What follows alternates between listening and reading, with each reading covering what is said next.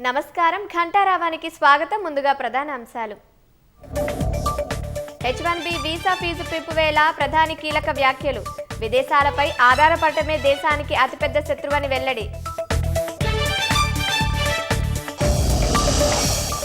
కాంగ్రెస్ హయాంలో పేదలకు అభివృద్ధి ఫలాలు అందిస్తున్నామన్న భట్టి. ఎక్కడా లేని విధంగా సంక్షేమ పథకాలు పెట్టామని స్పష్టీకరణ.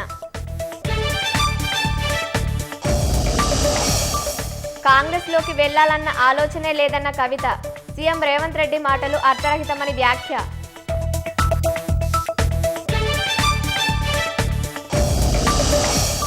మహబూబ్ నగర్లో యథేచ్ఛగా సాగుతున్న ఇసుక దందా. వాగు అడుగులోంచి ఇసుక తోడి ఒడ్డుకు చేర్చుతున్న అక్రమార్కులు.